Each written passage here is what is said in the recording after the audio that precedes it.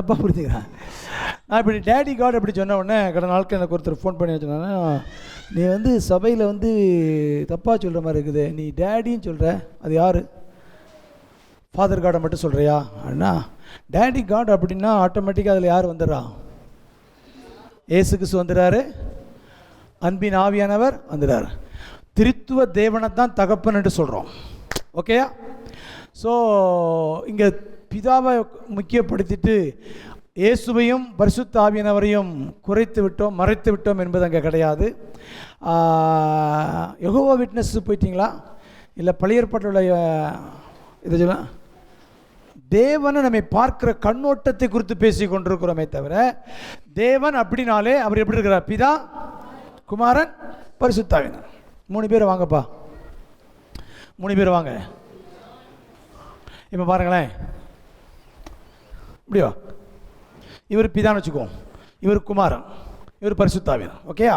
இப்போ நான் வந்து பிதாவே அப்படின்னு சொல்லும் பொழுது நீ வந்து என்னை கட்டிப்பிடி. வரும் பொழுது நீங்கள் 3 பேர் வந்துருங்க, 3 பேர் வந்துருங்க. என்னை கட்டிப்பிடிங்க. நான் பிதாவேன்னு தான் கூப்பிடுறேன், ஆனால் 3 பேரும் வந்துடுறாங்க. ரைட், இப்போ போய் நில்லுங்க. அப்புறம் நான் இயேசுவேன்னு சொல்கிறேன், அப்புறம் வந்துருங்க. கட்டிப்பிடிங்க. 3 பேருமே வந்துடுங்க. ஓகேயா? அடுத்தது ஆவியானவரேன்னு சொல்கிறேன், ஆவியானவர் அரவணைக்கிறாரு, ஆட்டோமேட்டிக்காக வாங்க பிடிங்கப்பா. ஆகையால் ஒருத்தர் சொன்ன உடனே இன்னொருத்தரை புறக்கணிக்கிறோம், கழட்டி விட்டுட்டோம் அப்படிங்கிறதே கிடையவே கிடையாது. So thank you. So daddy God அப்படின்னு சொல்லும் பொழுது இயேசுவை விட்டுட்டிங்களா, ஆவியானை விட்டுட்டிங்களா, பிதா விட்டுட்டிங்களா, இப்படி என்ன கிடையாது, கான்செப்டே கிடையாது. ரிசீவர் ப்ராப்ளம் சொல்லுங்கள். இப்போ மொக்கப்பாண்டி சொல்லுங்கள், மொக்கப்பாண்டி உனக்கு ரிசீவர் ப்ராப்ளம், அங்கே தான் சரிப்படுத்தணும். ஸோ அநேக நேரங்களில் நம்ம வந்து தேவனை நீங்கள் கர்த்தரேன்னு கூப்பிடுறீங்க, திருத்துவம் வர்றாங்க. ஆண்டவரேன்னு கூப்பிடுறீங்க, திருத்துவம் தான் வர்றாங்க. ஸோ இதில் வந்து என்னையை கூப்பிட்டா நீ போ அங்கங்கே, அவங்கள்ட்ட போட்டியே கிடையாது. கையை வைத்து வந்து நம்ம பிதாவேன்னு சொல்லி ஆராதிக்கும் பொழுது இயேசுவும் அங்கே அவங்க பைபிள் வசனம் இருக்குது, நாங்கள் வந்து அவனுக்குள் வாசம் பண்ணுவோம். மூவர் கடவுள் திருத்துவ தேவனாகத்தான். சிலுவையில் இயேசு மட்டும் தொங்கினாரா? இல்லை, திருத்துவம் தொங்கிச்சு. அதில் நீங்கள் இவங்களை பிரித்து பார்க்கவே முடியாது. பழைய ஏற்பாட்டில் ஆபிரகாமுடைய வீட்டுக்கு 3 பேர் வந்தாங்களாம், 3 தேவ தூதர்கள் வந்தாங்க. 3 பேர் யார்? பிதா, குமாரன். பழைய ஏற்பாட்டில் தேவ தூதன் வந்திருக்குது, தூதனானவர் வந்திருக்குது, தேவ தூதனானவர் வந்திருக்குது. ஸோ இதெல்லாம் கிறிஸ்டஃபனி அப்படிங்கிறாங்க.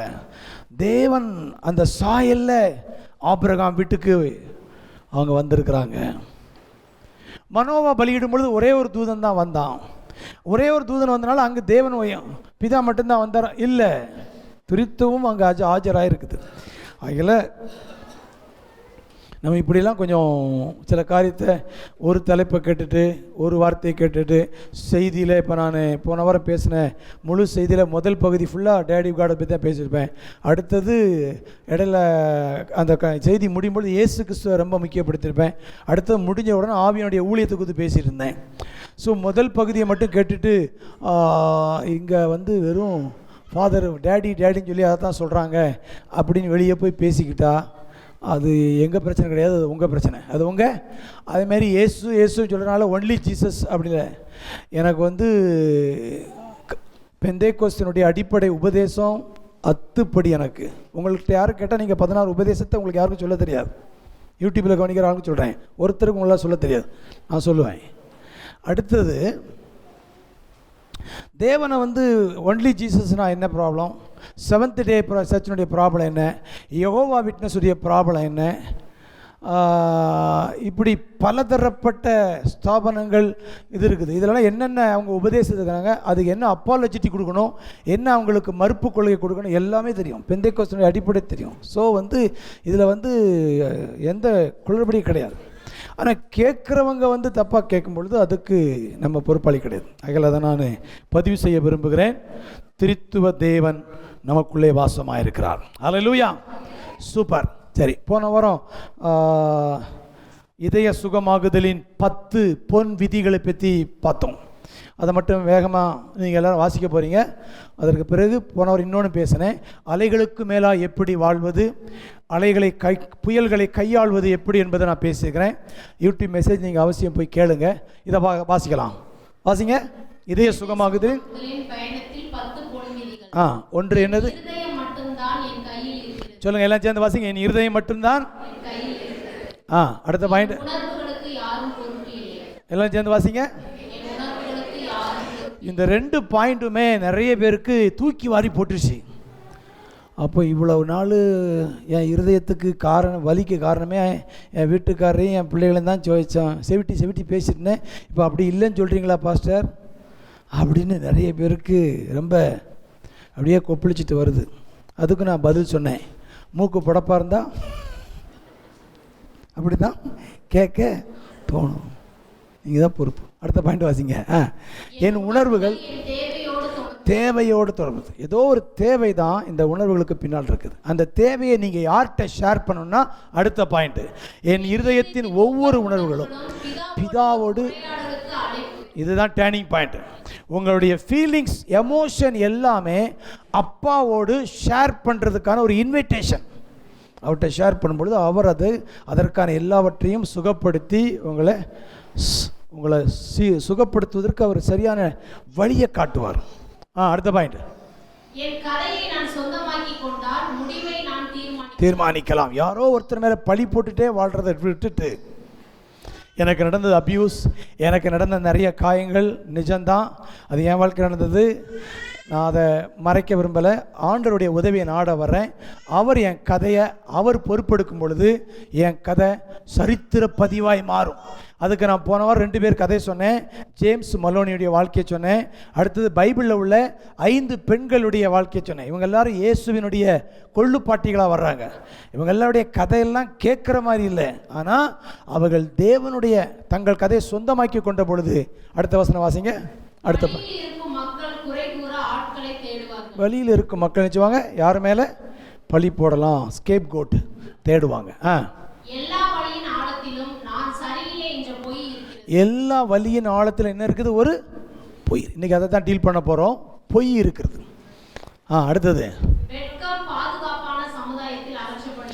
நம்முடைய சபை ஒரு குடும்பம், ஒரு சமுதாயம்.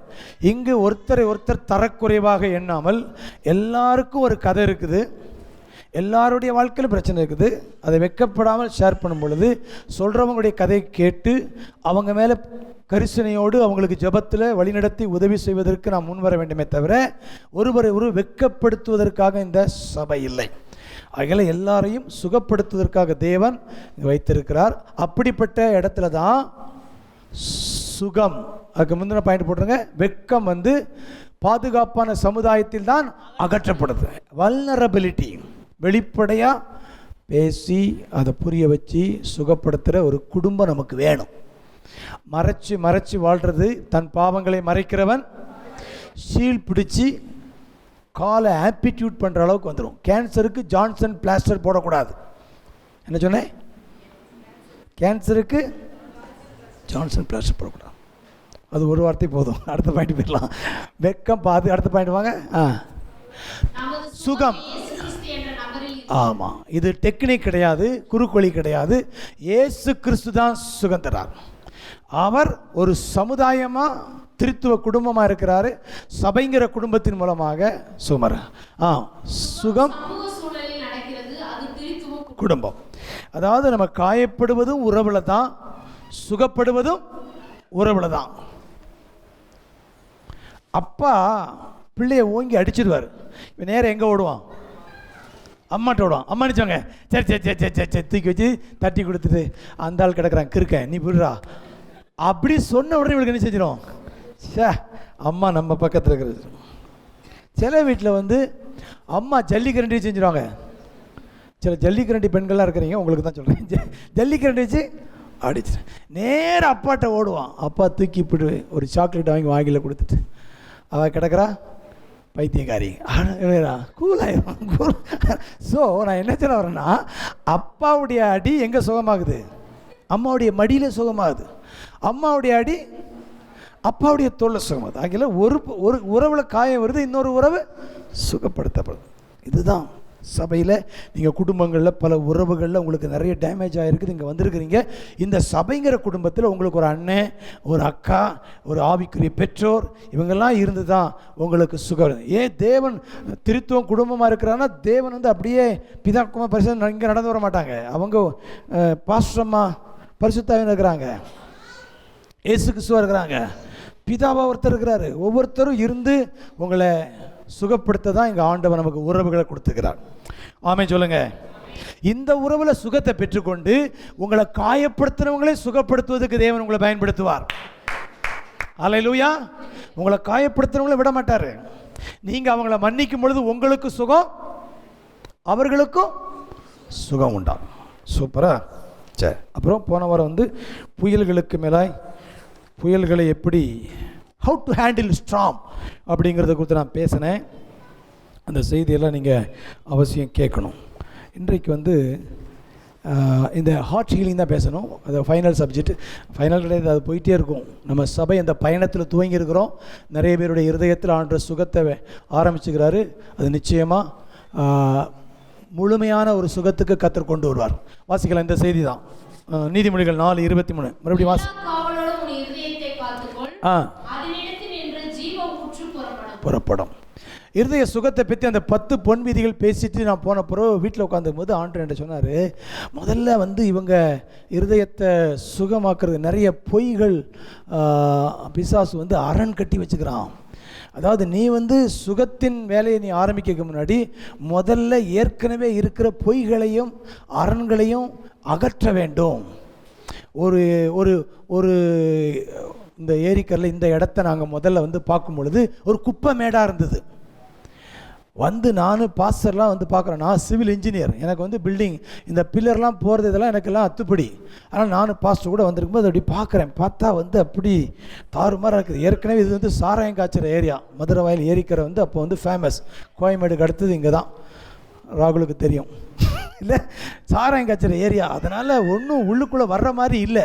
இந்த இடத்துல வந்து பார்த்த பிறகு அப்புறம் மறுநாள் காலையில் வந்து ஜேசிபியெல்லாம் கொண்டு வந்து முதல்ல கிடக்கிற தாறுமாறாக இருக்கிற எல்லா இதையும் அடித்து உடைச்சி தகர்த்து சரிப்படுத்தி மட்டப்படுத்தி அதுக்கப்புறம் பள்ளம் நோண்டி அப்புறம்தான் பூமிக்கு அடியிலே 1 லட்ச ரூபா 1.5 லட்ச ரூபா 2 லட்ச ரூபா போட்டார் பாஸ்டர்.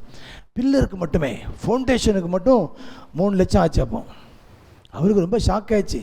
என்ன காட்வின், மண்ணுக்குள்ளே 3 லட்சத்தை போட்டோன்னு. இன்றைக்கி ஸ்ட்ராங்காக இருக்கிறதுக்கு காரணம் அது.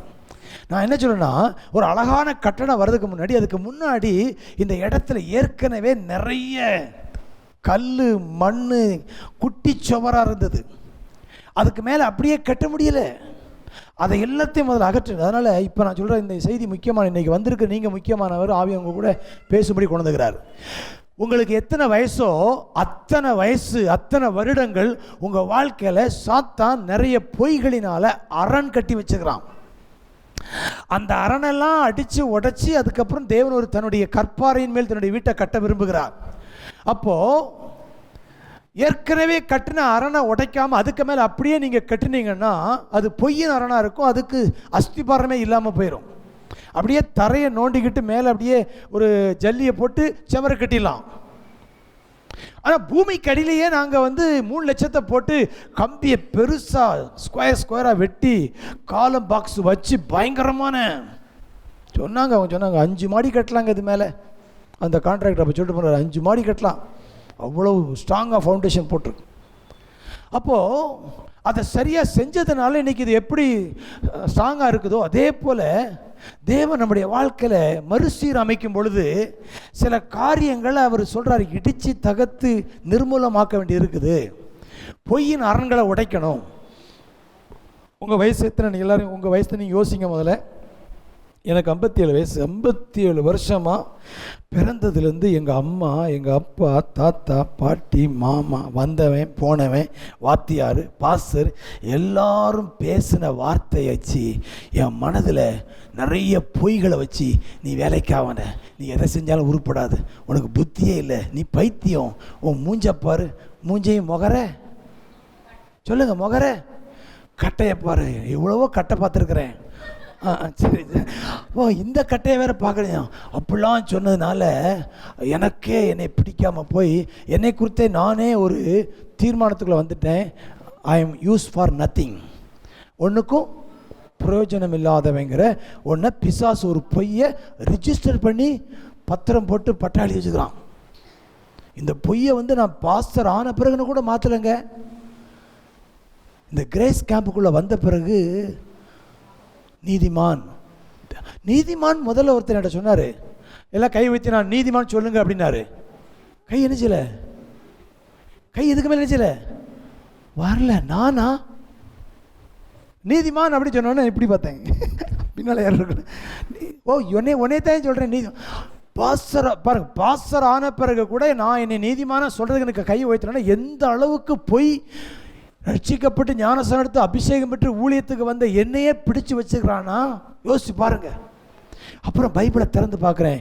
இயேசு கிறிஸ்துவின் ரத்தம் சகல பாவங்களையும் எவரை அடைத்தாரோ அவரை நீதிமான் ஆக்கியிருக்கிறார். தேவன் தெரிந்து கொண்டவர்களை குற்றம் சாட்டுகிறவன் யார்? தேவனை அவர்களை நீதிமான் ஆக்கியிருக்கிறார். இந்த வசனம்லாம் முதல்ல தெரியவே இல்லை. பாவி பாவி படுபாவி, வேற என்ன பாவி, அகால பாவி, வேற கொஞ்சம் சொல்லுங்களேன், கொடும்பாவி, இந்த மாதிரிலாம் சொல்லி தான் பேசிட்டோமே. நான் புழு, நான் அற்பம், நான் கேவலமானவன், நான் நீதிமான் சொல்றதுக்கு கையை வைத்த முடியாத அளவுக்கு இருக்குன்னா எவ்வளோ பெரிய அரண் என் இருதயத்தில் பிடிச்சு வச்சிருக்குது. என்ன பண்ணேன் தெரியுமா? ஒரு பேப்பர் எடுத்து, நான் ஆசீர்வதிக்கப்பட்டவன், நான் நீதிமான், நான் தேவனுடைய பிள்ளை, நான் தேவனுடைய பார்வையில் விலையேற பெற்றவன், நான் பரிசுத்தவான், இப்படிங்கிற வார்த்தையெல்லாம் எழுதி கண்ணாடியில் ஒட்டி வச்சு தினந்தோறும் அதை படித்து அதெல்லாம் அந்த பொய்களெல்லாம் உடைக்கிறதுக்கு ஒரு சீசன் எடுத்தது. சில மாதங்கள் ஆச்சு. ஏன்னா ஸ்ட்ராங் ஹோல்டு, அதுக்கு பேர் என்னது? அரண் தமிழில் போட்டிருக்குது, அது எனக்கு புரியல. அரண் ஆங்கிலத்தில் சரியாக இருக்குது. Strong hold. ஸ்ட்ராங்னா என்னது? பலமான. ஹோல்டுனா என்னது? பிடி. பலமான பிடி. பல வருஷமாக அவன் அப்படியே ஸ்ட்ராங்காக போட்டு வச்சிருக்கிறான். நீ ஊழியத்துக்கு லாய்க்கில், உனக்கு பேக்ரவுண்ட் இல்லை, ஒன்றும் எல்லாம் யாரும் தூக்கி விடுறதுக்கு ஆள் இல்லை. அப்பப்போ ஒரு விவாதம் உள்ளே ஓடிட்டே இருக்கும். பெரிய ஒரு சபையை பார்ப்போம், அவங்களுக்கெல்லாம் பேக்ரவுண்ட் இருக்குது, நமக்கு மட்டும் பேக்ரவுண்ட் இருந்தால், நான் மட்டும் இந்த குடும்பத்தில் பிறந்த, நான் மட்டும் ஒரு பாஸ்டருடைய பையனை கிழிச்சிருவேன். எப்படிலாம் விவாதம் போய்கிட்டு இருக்கு பாருங்க. எனக்கு மட்டும் இது இப்படி கிடச்சிருந்தா, எனக்கு மட்டும் இப்படி கிடச்சிருந்தா, இப்படி சொல்லி இந்த விவாதம் இதெல்லாம் போட்டி. அந்த இதெல்லாம் உனக்கு எது கிடையாது, நீ ஒரு நியூட்ரல் தான், உனக்கெல்லாம் எதுவும் சிறப்பாக நடக்காது, அப்படி எனக்குள்ளே ஒரு விவாதம், எனக்குள்ளே ஒரு தீர்ப்பு, எனக்குள்ளே ஒரு வாக்குவாதம், எனக்குள்ளே ஒரு தீர்மானம், இப்படி நிறைய செங்கலை வச்சு கெட்டின மாதிரி நான் சரியில்லை, நான் உண்மை இல்லை, நான் ஒழுக்கம் இல்லை, நான் அபியூஸ் ஆக்கப்பட்டவன், நான் ஒரு அபியூசராக இருந்திருக்கிறேன், நான் இப்படிப்பட்டவன், நான் கேவலமானவன், என் புத்தி சரி கிடையாது, எப்பொழுதும் என் சிந்தனையில் கேவலமான எண்ணம் தான் இருக்குது, இதெல்லாம் வச்சு கேடு கட்டவங்கிற ஒரு முத்திரையை போட்டு, ஆனால் வெளியே ஒரு வெள்ளையடிக்கப்பட்ட கல்லறை. ஆண்டவர் சொன்னார், முதல்ல 57 வருஷம் கட்டி வச்சிருக்கிற அந்த அரணை உடைக்கலாமா? 2 கொரிந்தியர் 10ஆம் அதிகாரம் 4-5 வசனத்தை எடுங்க. 2 கொரிந்தியர் 10ஆம் அதிகாரம் 4-5. எங்களுடைய போராயுதங்கள் மாம்சத்துக்கு ஏற்றவளாயிராமல் அரண்களை நிர்மூலமாக்குறதுக்கு தேவன் முதல்ல உங்க கையில தேவன் ஒரு போராயுதத்தை கொடுத்திருக்கிறார். ஹல்லேலூயா. அந்த போராயுதம் ஜெபம் கிடையாது. சொன்ன உடனே நிறைய பேருக்கு பெந்தைக்கோஸ்து ஆட்களுக்கு இருக்கிற ஒரு அடுத்த போய் என்னன்னா, நல்ல அந்நிய பாஷை ஜெபம் பண்ணு, ஆவியில் ஜெபம் பண்ணு. ஜெபம் கிடையாதுங்க போராயுதம் பைபிளில் தேவன் சர்வாயுத வர்க்கத்தில் தாக்கக்கூடிய ஒரே ஆயுதம் வேத வசனமாகிய ஆவியின் பட்டயம். கையத்தட்டு. ஹல்லேலூயா. ஆயுதம் என்னது? தேவனுடைய வார்த்தையாகிய பட்டயம். தாக்குவதற்குரிய ஆயுதம் வார்த்தை. தேவனுடைய போர் ஆயுதமாகிய தேவனுடைய வார்த்தையை அரண்களை நிர்மூலமாக்கக்கூடிய வாசிங்க தேவ. அப்போ இந்த தேவனுடைய வார்த்தை உங்களுடைய இருதயத்தில் பல வருடங்களாக சாத்தான் கட்டி வைக்கிற அரண்களை உடைக்கக்கூடிய தேவ பலமுள்ள போர் ஆயுதம் கர்த்தருடைய வார்த்தை. அந்த வார்த்தை எடுத்து அடி மேலே அடி அடிக்க அஸ்திபாரத்தை அரணெல்லாம் அடித்து துவசம் படலாம். ஜேசிபி மாதிரி, கடப்பாறை மாதிரி ஒரு பழைய கட்டடத்தை என் கூட சேர்ந்து கற்பனை பண்ணுங்க. ஒரு பழைய பாலடைஞ்ச கட்டடத்தை அங்கே ஒரு பெரிய ஒரு அப்பார்ட்மெண்ட்டை கட்டுறதுக்காக ஒரு ஜேசிபியை வச்சு அடித்து அஸ்திபாரத்தெல்லாம் தூக்கி துவசம் பண்ணுற மாதிரி உங்கள் வாழ்க்கையில் 55, 35, 45 வருஷமாய் கட்டிருக்கிற சாத்தனுடைய அரண்களை தேவனுடைய வார்த்தையை கொண்டு உடைக்க வேண்டும். அல்லேலூயா. அடுத்த வசனம் வாசிங்க. அவைகளால் நமக்குள்ள ஒரு விவாதம் போய்கிட்டே இருக்குது எப்பொழுதும். ரைட்டு ராங்கு, சரி சரி. காலைல எழும்பின உடனே நம்ம கண் முன்னால் தெரியுது எல்லாத்தையுமே நம்ம ஒரு தீர்ப்பு நியாயம் தீர்த்துக்கிட்டே இருக்கிறோம். ஆர்கியூமெண்ட் போய்கிட்டே இருக்குது, உள்ளுக்குள்ளே போயிட்டு இருக்குது. அவர் சரி கிடையாது, இது சரி கிடையாது, இதனால தான் நடக்குது, அவர் சரி கிடையாது, எங்கே நிறுத்திட்டாங்க, ஒரு சரி ரைட், இப்படியே போயிட்டு இதெல்லாத்தையும் சைலன்ஸ் பண்ணுறதுக்கு தேவன் உங்களுக்கு வார்த்தையை போராயுதமாக தந்திருக்கிறாரு. அல்லேலூயா. தேவனை அறிகிற அறிவுக்கு விரோதமாக எழும்புகிற எல்லா மேட்டிமையினோட மேட்டிமை சொல்லுங்க. மேட்டிமைனா தேவன் உங்களை பற்றி சொல்லி வைத்திருக்கிற சத்தியத்துக்கு எதிராய் நீங்கள் யோசிக்கிற எல்லாமே மேட்டிமையான எண்ணம் தான். தேவனுடைய நீதிமான் தேவன் சொல்றாரு, நீ உன்னைய பாவி நீ யோசிக்கிறன்னா அந்த எண்ணம் என்னன்னா அது மேட்டிமையான எண்ணம்.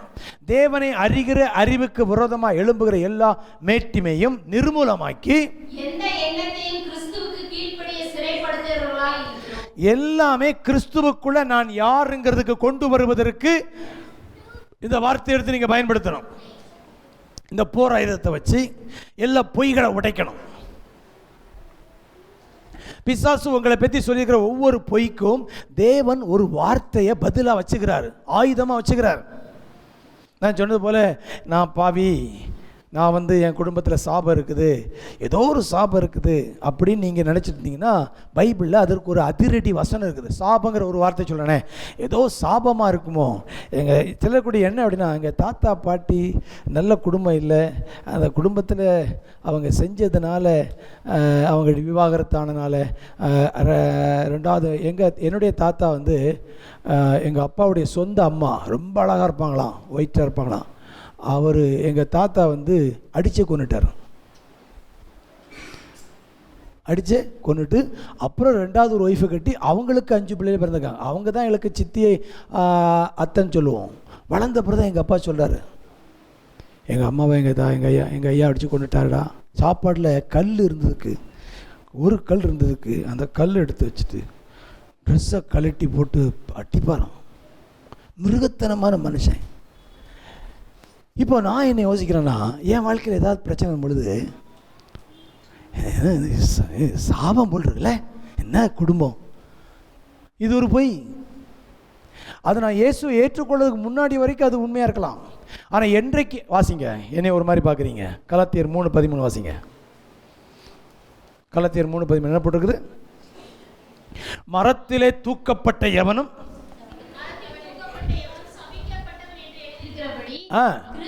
கிறிஸ்து நமக்காக சாபமாகி, கையை தட்டுங்க. ஹல்லேலூயா. சாபத்துக்கு என்னை நீங்களாக்கி ரட்சித்துட்டாரு. இனி என் மேல என்ன கிடையாது, நான் ஒரு சபிக்கப்பட்டவன் கிடையாது. அப்ப நான் யாரு? அடுத்த வசனம் போட்டிருக்குது, ஆபிரகாமுக்கு உண்டான கையை தட்டு. ஹல்லேலூயா. நான் ஆசீர்வதிக்கப்பட்டவன். எபேசியர் 1:3, கிறிஸ்துவுக்குள் உன்னதங்களிலே சகல ஆசீர்வாதத்தினால் என்ன பண்ணிருக்கிறேன்? ஆசீர்வதிக்கப்பட்டிருக்கிறேன்.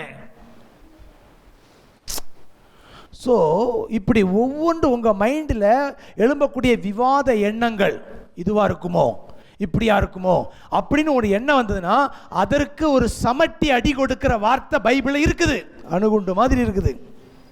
கர்த்தருடைய வார்த்தையை பற்றி சொல்லட்டுமா? எபிரேயர் 4:12, தேவனுடைய வார்த்தை ஆவியாயும் ஜீவனுமாயும் இருக்கிறது. தேவனுடைய வார்த்தை ஜீவனும் வல்லமையும் உள்ளதா இருக்கிறது.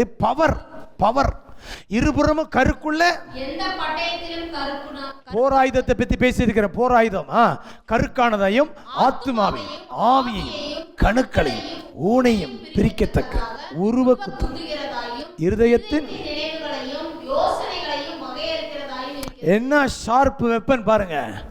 உள்ள குத்துனாருன்னா குடலெல்லாம் சுத்திட்டு வெளியே கொண்டு வந்துடும். அந்த மாதிரியான தேவனுடைய வார்த்தைக்கு வல்லமை உண்டு. அடிச்சதுன்னா சல்லி சல்லியா நொறுகிறோம், தூள் தூளாயிரும், பதறாயிரும். அந்த வார்த்தை தேவன் நமக்கு தந்திருக்கிறார். ஸோ சாபம்னு உங்கள் மைண்டில் ஏதாவது யோசிச்சிட்டிங்கன்னா, ஏதோ சாபமாக இருக்குன்னு உடனே சொல்லணும், சாபத்திலிருந்து நான் மீட்கப்பட்டிருக்கிறேன். அல்லேலூயா. இயேசு கிறிஸ்துங்கிற ஒருத்தர் வந்ததுனால எல்லா சாபமும் அங்கே கேன்சல் ஆயிடுது. நான் இப்போ ஆபிரகாமின் ஆசீர்வாதத்துக்குள்ள வந்துடுறேன். இப்படி ஒவ்வொன்றுக்கும் தேவன் பதிலடியாக, அதிரடியாக, போராயுதமாக வார்த்தையை தந்திருக்கிறாரு. எல்லா காவலோடும் உன் இருதயத்தை காத்துக்கொள்ள அந்த நீதிமொழியில் 4:23 படித்தோம்ல, வசனத்தினால இருதயத்தை காத்துக்கொள்ள வேண்டும். ஒவ்வொரு பொய்யையும் ஒரு வசனத்தை வைத்து அடித்து உடைக்கணும். 5 பாயிண்ட் சொல்ல போறேன், கவனிங்க. முதலாவது என்னை பாருங்க. முதலாவது பொய். நான் வியாதியா இருக்கிறேன், எனக்கு வியாதி, சிக்னஸ், வியாதிங்கிற ஒரு காரியத்தை நீங்க உங்க மைண்ட்ல வந்த உடனே உங்களுக்கு என்ன வசனம் ஞாபகம் வரும் சொல்லுங்க. யாராவது கையை தட்டுங்க. என்ன சொன்னீங்க? அவருடைய தழும்புகளால் சுகமானேன். சிக்னஸ், நோய், வியாதி, ஜுரம், தலைவலி அப்படின்னு உங்களுக்கு ஏதாவது ஒரு பொறி தட்டுனா, ஒரு பொய் வந்ததுன்னா உடனே அது மேலே நீங்கள் சுத்தியில வச்சு சமட்டி வச்சு அடிக்க வேண்டிய வார்த்தை என்னது? அவருடைய தழும்புகளால். உங்கள் வீட்டுக்குள்ளே நீங்களே உங்களுக்கே சொல்லணும், அவருடைய தழும்புகளால் நான் சுகமானேன், அவருடைய தழும்புகளால் சுகமானேன். ஏசாயா 53:5 வாசிங்க. 53:5 வாசிங்க. அதுக்கப்புறம் 4ஆம் வசனத்தை போடுவோம், வாசிங்க. மெய்யா அடுத்த வசனம்மா. காயப்பட்டு நொறுக்கப்பட்டு அவருடைய தழும்புகளால் குணமாகிறோம். பழைய ஏற்பாட்டில் இயேசுவை பற்றி சொல்லப்பட்ட தீர்க்கதரிசன வார்த்தை இது. அதுக்கு முந்தின வசனம் போட்டுக்குது, மெய்யாகவே அவர் நம்முடைய பாடுகளை ஏற்றுக்கொண்டு நம்முடைய துக்கங்களை. இங்கே பாடுன்னு போட்டிருக்கலாம். பாடுன்னு நீங்கள் நினைக்கிறீங்க ஏதோ கஷ்டம் நினைக்கிறீங்க. ஆனால் இதே வார்த்தையை மத்தேயு 8ஆம் அதிகாரம் 17ஆம் வசனத்தில் இயேசு வியாதியஸ்தரை சுகமாக்கும் பொழுது மத்தேயு அவரை பற்றி ஏசாயா சொன்னதுக்கு டீட்டெயில் கொடுக்குறான். ப்ராஃபட்டிக்கல் ஃபுல்ஃபில்லிங் சொல்கிறான். என்ன சொல்கிறான்? மத்தேயு 8:17 அவர் தாமே நம்முடைய பலவீனங்களை ஏற்றுக்கொண்டு நம்முடைய நோய்களை சுமந்தார். இங்க போட்டிருக்குது பாடு துக்கம்னு போட்டிருக்குது. ஆனா அதுக்கு இன்டர்பிரேஷன், அதனுடைய நிஜம் என்னதுன்னா, நோய்களையும் பலவீனத்தை சுமந்தார் என்று ஏசாயா 53 சொல்லதை சொல்லி கோட் பண்ணி காமிச்சு சொல்றான். இப்படி நடந்தது. அல்லேலூயா. இன்னும் புதிய ஏற்பாட்டில் 2 பேதுரு 2:23 சொல்றாரு, நாம் பாவத்துக்கு செத்து நீதிக்கு பிழைக்கும்படி அவர்தாமே நம்முடைய பாவங்களை சிலுவையின் மேல் சுமந்தார், அவருடைய தழும்புகளால். இந்த வார்த்தையை பாருங்களேன், என்ன போட்டிருக்குது? பாவங்களுக்கு செத்து நீதிக்கு பிழைக்கும்படிக்கு அவர்தாமே. நிப்பாட்டுங்க. பாவத்தை சுமந்தார்னா அடுத்த வார்த்தை எப்படி வந்திருக்கணும்? அவருடைய சிலுவையினாலே நாம் நீதிமானாக்கப்பட்டோம், பரிசுத்தமாக்கப்பட்டோம்னு வரணும். ஆனா பாவத்தை சுமந்தார்னு சொல்லிக்கிட்டு அவருடைய தழும்புகளால் கையை தட்டுங்க. அல்லேலூயா. வியாதியினுடைய வேர் பாவம், சின், சிக்னஸ். வியாதியினுடைய வேர் பாவம். பாவத்தை சுமந்தார்னா வியாதி ஆட்டோமேட்டிக்காக சுகமாயிரும். அல்லேலூயா. ரூட்ல கை வைக்கிறாரு, ஃப்ரூட் மாறிடுது. அப்ப பாவத்தை சுமந்தார், அவருடைய தழும்புகளால். இப்போ 3 வசனம் காமிச்சிட்டேன். ஒரு சாட்சியை நிலைவரப்படுத்த பைபிளில் 3 சாட்சி வேணுமா? 3 வசனம்.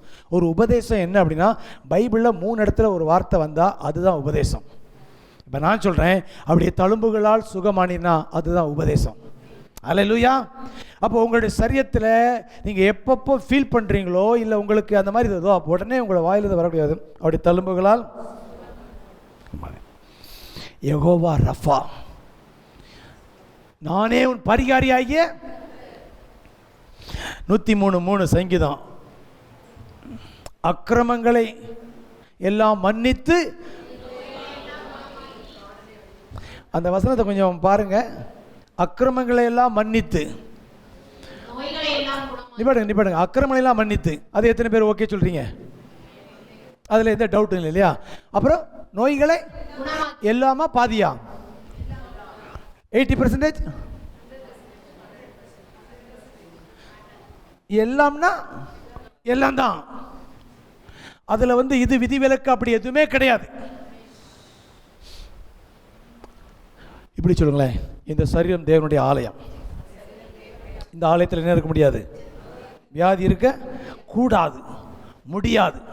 நான் மறுக்கிறேன், நான் வெறுக்கிறேன், எதிர்ப்பு தெரிவிக்கிறேன். நேற்று ஒருத்தர் சொன்னார், மூக்கு எதுக்குங்க இருக்கு? நம்ம எல்லாம் சொல்லுவோம், மூக்கு இருக்கிறவருக்கு என்ன இருக்கும்? நம்முடைய பாடியை தேவன் மூக்கை சளி டப்பாவாக படைக்கலைங்க. அது மூச்சு விடுறதுக்கும் நல்ல சுகந்த வாசனையை முகர்ந்து தான் படைச்சார். மூக்கை தேவன் முதல்ல டிசைன் பண்ணும்போது அது இப்படி சளி ஒளிரமாக அவர் யோசிக்கவே இல்லை.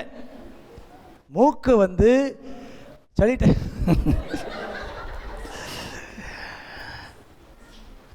நீங்கள் நல்லா இழுத்து மூச்சு நல்லா குரட்டை விட்டு தூங்குறதுக்கு தான் வச்சுக்கிறாரு தவிர, இதில் இந்த இடையில இந்த இந்த குப்பையெல்லாம் தேங்குறதுக்கு, கழிவு தேங்குறதுக்கு தேவன் படைக்கவே இல்லை. அதனால் என் உடம்பில், என் மூக்கில் என்ன இருக்காது? வியாதி இருக்காது, இருக்கக்கூடாது. அதுக்கு நான் அங்கீகரிக்கவே மாட்டேன். அதாவது பிசாசுக்கு எதிர்த்து நில்லுங்கள், வியாதியை எதிர்த்து நில்லுங்கள், அப்பொழுது அவன் உங்களை விட்டு நீங்கள் எதிர்ப்பு தெரிவிக்க. நல்ல கவனிங்க, நான் இப்படி நான் யோசித்தேன். இந்த பாடிக்கு தலை தான் ஓனர், ஹெட்டு தான் ஓனர். இப்போ ஒரு மூக்கு, இப்போ வெளியே மழையெல்லாம் பார்த்த உடனே சீசன் என்ன சீசன்? பனி சீசன். என்ன வரும்? காஃபு வரும். அப்படின்னு சொல்லி இங்கே காம்ப்ரமைஸ் ஆகி இந்த தலை ஓனர் அகாமடேட் பண்ணுறார். ஏன்னா பாடி டிசைனே எப்படின்னா, ஒரு கோல்டு வந்த உடனே, நல்லா கவனிங்க, உங்கள் உடம்பு வியாதிக்கு வடிவமைக்கப்படலைங்கிற சொல்கிறேன் பாருங்கள். உங்கள் உடம்பு ஆரோக்கியத்துக்கு இருக்க தான் வடிவமைச்சார். அதனால தான் வியாதி வந்தால் நமக்கு எப்படி இல்லை? வியாதி வந்தால் நமக்கு எப்படி இல்லை? நல்லா இல்லை. நல்லா இருக்குதா? உங்களுக்கு வியாதி வந்தால் நல்லா இருந்தால் அப்போ அதுக்கு தான் வடிவமைக்கப்பட்டிருக்குன்னு அர்த்தம். நல்லா இல்லைல்ல, பிடிக்கலையே. ஜுரம் வந்த உடனே நமக்கு என்னமோ மாதிரி இருக்குது. மூக்கு சளி வந்த உடனே, மூக்கில் இந்த தும்மல் வந்த உடனே நமக்கு பிடிக்கலை, ஒரு வலி வந்தால் பிடிக்கலை. அப்படின்னா அந்த பாடியை தேவன் அதுக்கு டிசைன் பண்ணலை. அது ஒரு ஃபாரின் ஆர்கன், ஒரு அந்நிய காரியம் உள்ள நுழைஞ்சிருக்குது. உடம்பு ஒத்துக்கலை. நல்லா கவனிங்க, நான் பாடி சொல்கிறேன். பாடியில் ஒரு கோல்டு வந்த உடனே இந்த உடம்புல உள்ள செல்லெல்லாம் சொல்லுது, ஹேய் நீ எப்படி உள்ள வந்த? அப்போ அந்த வியாதி சொல்லும், ஓனரே சும்மா இருக்காரு, நீ ஏன் சவுண்டு விடுற அப்படின்னு இந்த எதிர்ப்பு சக்தியை பார்த்து அந்த வியாதி பேசுமா. அப்போ அந்த எதிர்ப்பு, அந்த டிஎன்ஏ எல்லாம் போய் ஓனரை பார்க்குமா. அட்ஜஸ்ட் மைண்டுக்கு, நம்முடைய செல்லுடைய எல்லாத்துக்கும் கண்ட்ரோல் இருக்குது. நீங்கள் மைண்டில் முதல்ல என் உடம்புல வியாதி இருக்க முடியாது, கூடாது, அக்காமடேட் பண்ண மாட்டேன், என் உடம்புல இருக்க, அத்து மீறி உள்ளே வந்த நாயை சொல்லி முடிங்க, வெளியே போ அப்படிங்கிற ஒரு உணர்வு இங்கே இல்லாட்டினா, இங்கே ஒன்று என்ட்ரு பண்ணும் பொழுது இங்கே ஒரு கான்வர்சேஷன் நடக்குது, விவாதம் நடக்குது. ஓனருக்கு தெரியுமா? அங்கே கேட்கும் பொழுது அங்கே மைண்டு கரெக்டாக இல்லை, நான் அக்காமடேட் பண்ண மாட்டேன், இங்கே இருக்க முடியாது அப்படின்னா அது எதிர்த்து போராடு, வெளியே போயிடும். இங்கே காம்ப்ரமைஸ் ஆகும் பொழுது மூக்கு இருக்கிற வரைக்கும், திரும்ப யாராவது சொல்லுங்களேன், இந்த கட்டை எங்க? மூக்கு இந்த செடிக்காய் படைச்சி வச்சுக்கிறாண்டாரு. அப்படி கிடையாது. அது பாருங்க, இதுக்கு தான் உலகத்திற்கு ஒத்த வேஷம் தெரியாமல், நல்ல கணி, உலகத்துக்கு ஒத்த வேஷம்னா இந்த பவுடர் போடுறது, லிப்டிக் போடுறது கிடையாதுங்க. உலகம் கோல்டு சீசனில் என்ன வரும்? காஃப் வரும்னு சொல்லி அது ஒரு காம்ப்ரமைஸ். அந்த பேட்டர்னை நீ ஃபாலோ பண்ணாத. தேவனுடைய பரிபூர்ண சித்தம், உன் ஆத்துமா வாழ்வது போல நீ எல்லாவற்றும் வாழ்ந்து கெத்தா இருன்னு சொல்றாரு. இந்த வார்த்தைக்கு காம்ப்ரமைஸ் ஆறு, அங்க காம்ப்ரமைஸ் ஆகாத. உலகத்துக்கு ஒத்த வேஷம்னா, உலகம் சொல்றது கடன் இருக்கத்தான் செய்யும், இஎம்ஐ எல்லாம் வாழ்க்கை ஓடத்தான் செய்யும், இல்லை அது உலக பேட்டர்ன். ஆனா பைபிள் சொல்லுது, ஐஸ்வர்யம் தான் என்னுடைய சொத்து, அபண்டன்ஸ், ஏராளம் தாராளமாய். கண்ணா பின்னான்னு ஆசீர்வதிக்கிற தேவன் நம்முடைய தேவன். ஆமென் சொல்லுங்க. அப்போ வியாதியை குறித்து முதல்ல நீங்கள் எதிர்ப்பு தெரிவிக்கணும், அடிக்கணும், உடைக்கணும். நான் மறுக்கிறேன். I refuse to be sickness. நான் வியாதியாக இருப்பதை வெறுக்கிறேன். சொல்லுங்களேன், வாயை திறந்த அந்த வார்த்தையை உங்கள் காது கேட்குற மாதிரி சொல்லுங்க. நான் வியாதியாக இருக்கிறேன், மறுக்கிறேன். நான் வியாதியை எதிர்க்கிறேன், வியாதியை மறுதலிக்கிறேன். இயேசுவை மறுதலிக்கிறேன், வியாதியை மறுதலி. இப்படி உங்கள் மைண்டு ரினியூ ஆகிட்டுனா, மைண்டு ஓனர் கரெக்டாக இருந்துட்டார்னா ஒன்றும் உள்ளே வரையாது, என்ட்ரி பண்ண முடியாது. அத்துமீறி உள்ளே வந்தால் வெளியே போயிட வேண்டியதான். சிக்னஸ்க்கு சொல்லிட்டேன். ரெண்டாவது, ஃபினான்ஸ் ப்ராப்ளம் வருது. ஃபைனான்ஸில் வந்து கஷ்டப்படுறீங்க, தரித்திரம். இப்படி தரித்திரம் உங்கள் வாழ்க்கை இருக்குன்னா நீங்கள் அதற்கு எதிர்ப்பு தெரிவிக்க வேண்டிய வசனம் இருக்குது பைபிளில். பிலிப்பியர் 4:19, என் தேவன் ஐஸ்வர்யத்தின்படி என் குறைவுகளை எல்லாம் கிறிஸ்து இயேசுவுக்குள் மகிமையிலே, கையை தட்டி கர்த்தரை மகிமைப்படுத்துங்க. அழகா சொல்லுங்க அடுத்த வசனம். கர்த்தரின் மேய்ப்பராக இருக்கிறார், குறையே இல்லை. ஜீவனுள்ள நாள நன்மையும் கிருபையும்.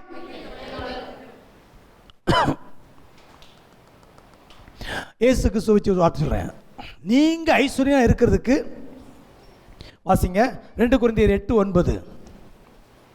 இந்த வார்த்தையை நீங்க கிளைம் பண்ணணும் ஆண்டவர்ட்ட. ஒரு எக்ஸ்சேஞ்ச். அவர் ஐஸ்வர்யம் உள்ளவராய் ஐஸ்வர்யம் ஆகும்படிக்கு உங்கள் நிமித்தம் சிலுவையில் நல்ல கவனிங்க, ஒரு எக்ஸ்சேஞ்ச் நடந்திருக்குது. உங்க தரித்திரத்தை அவர் வாங்கிக்கிட்டு அவர் ஐஸ்வர்யத்தை உங்களுக்கு சொல்லுங்க கொடுத்திருக்கிறாரு. அப்போ இந்த முதல் விஷயத்தில் சொல்ல வரேனே, இயேசு சுமந்து கொண்டார். பெருமாள் ஒரு பாட்டு பாடுறாரு, இயேசு சுமந்து கொண்டாரு நான் சுமக்க. இயேசுவும் வியாதியை சுமந்து நீங்களும் வியாதியை சுமந்தீங்கன்னா எங்கேயோ கோளாறு. இப்போ சொல்லட்டுமா ஒரு வார்த்தை, வியாதி இல்லீகல். வியாதி என்னது? இல்லீகல், சட்டத்துக்கு புறம்பானது, வசனத்துக்கு புறம்பானது. உங்கள் உடம்புல இருக்க முடியாது. இயேசுவும் சுமந்து நானும் சுமந்தேன்னா நான் கேனேனா? என்னை பார்த்தா எப்படி தெரியுது? நான் சொல்கிறேன், நீங்கள் சுமந்தீங்கன்னா அப்படி தான் உங்கள் கதை. இங்கே சொல்கிறேன், அவர் தரித்திரத்தை வாங்கிட்டார். ஏன் தரித்திரத்தை அவர் வாங்கிட்டார்? அவர் ஐஸ்வர்யத்தை எனக்கு கொடுத்தார். அப்போ என் தலைவிதி நான் எப்படி தான் இருக்கணும்? எப்படி தான் இருக்கணும்? ஐஸ்வர்யம் தான் என்னுடைய தலைவிதி. பொருளாதார குறைவு எனக்கு இருக்காது. எல்லாவற்றிலும் வாழ்ந்த சுகமாக இருக்க அழைக்கப்பட்டிருக்கிறேன். சங்கீதம் 23:6 போட்டிருக்கு இல்லையா? நன்மையும் கிருபையும், தரித்திரமும் வியாதியும் சண்டையும் என்ன இல்லை. அது கிபி, அது கிமு, இது கிபி. கிறிஸ்துவுக்கு முன் தரித்திரம், சண்டை, குடி, சாவடி. ஆனால் கிறிஸ்துவுக்கு பின் செழிப்பு, சமாதானம், சுகம்தான் என்னுடைய சுதந்திரம். அல்லேலூயா. ஃபினான்ஸ் வரும்பொழுது நல்லா கவனிங்க. ஆபிரகாமுக்கு பார்த்து சொன்னார். ஆபிரகாமுக்கு சொல்லப்பட்ட காஸ்பல் என்ன தெரியுமா? ஆபிரகாமுக்கு சுவிசேஷமாக சொல்லப்பட்டது தெரியுமா? இயேசுவை ஏற்றுக்கொள், பாவத்தறிக்கைலாம் கிடையாது. நான் உன்னை பெரிய ஜாதியாக்கி உன் பேரை பெருமைப்படுத்தி நீ எப்படி இருப்பாய்? ஆசீர்வாதமாக இருப்பா. அதுதான் அவனுக்கு சொன்ன வாக்கு தத்தமே, ஆசீர்வாதமே. இப்போ நான் சொல்கிறேன், ஆபிரகாமின் ஆசீர்வாதம் எல்லாம் இயேசுக்கு மூலமாக எனக்கு வந்துருச்சு. இப்போ அப்போ நான் ஆசீர்வாதமாக இருப்பது தான் தேவனுடைய செழிப்பு, தான் என்னுடைய சுதந்திரம். குறைவில்லை. நீங்கள் உங்களுடைய குறைவை பார்த்துட்டு நீங்கள் அதுலேயே காம்ப்ரமைஸ் ஆகாதீங்க. போன வாரம் 2வது வாரத்தில் தம்பி பிரவீன் ஜாஷுவா சொன்னார், நான் 12th 4 முறை ஃபெயிலு. ஹோட்டலில் போய் 1 மணி நேரம் க்ளீன் பண்ணுறதுக்கு எனக்கு 20 ரூபா தருவாங்க. ஆனால் சபையில் போய் ஆராதித்து சத்தியத்தை கேட்டு இன்றைக்கி 1 மாதத்துக்கு எனக்கு சம்பளம் 1 லட்சம். கைத்தட்டுங்க. 12th இப்படி சொன்னோன்னு வச்சுக்கோங்க. 12th இப்போ அவர் லீடராக இருக்கிற, அவருக்கு கீழே MBA MCA படித்தவங்களும் அவருக்கு கீழே வேலை பார்க்குறாங்க. நல்லா பண்ணுங்க. உங்களுடைய படிப்பு குறைவு, உங்கள் குடும்ப பின்னணி, இது எதுவும் உங்களை ஐஸ்வர்யமாக்குவதற்கு தேவனுக்கு தடையே இல்லை.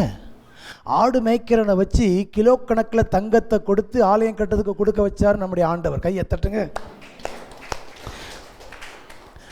1 நாளாகமம் 29ஆம் அதிகாரத்தில் வாசிங்க. அவன் சொல்கிறான், எனக்கு படிப்புலாம் கிடையாதுங்க, இவரா 12th 4 தடவை ஃபெயிலு, நான் ஸ்கூல் பக்கமே. இந்த பையன் சொல்கிறான் 1 நாளாகமம் 29 வாசிங்க. கர்த்தாவே 11ஆம் வசனம் 12ஆம் வசனம், ஐஸ்வர்யமும் உம்மாலே வருகிறது, தேவரீர் எல்லாவற்றையும் ஆளுகிறவர், எவரையும் மேன்மைப்படுத்த பலப்படுத்த உம்மாலே. கையை தட்டுங்க. ஹல்லேலூயா. MBA படிச்ச உங்களே இருப்பான், 12th படிச்ச நீ மேலே உட்கார்ந்துருப்பேன். ஹல்லேலூயா. லட்சங்களை கர்த்தர் உங்க கையில கொடுப்பா நான் சொல்றார். கை தட்டுங்க, ஆமென் சொல்லுங்க. ஹல்லேலூயா. கோடிகள் உங்கள் கையிலே வந்து புரளும். நீங்க பலருக்கு கொடுக்கும்படி கர்த்தர் ஆசீர்வதிக்க விரும்புகிறார். நீங்களே நசிக்கு செலவழிச்சிருக்கிற வாழ்க்கையை கர்த்தர் விரும்பல. அதற்காக சிலுவை அவர் சுமக்கல. நீங்கள் ஐஸ்வர்யம் இருக்கும்படி அவர் தரித்திரத்தை ஏற்றுக்கொண்டார். உங்க தரித்திரத்தை அவர் வாங்கியிருக்கிறாரு. அவர் ஐஸ்வர்யத்தை இருக்காரு. என்ன போட்டிருக்கு பாருங்க, ஐஸ்வர்யமும் கனமும் உம்மாலே வருகிறது.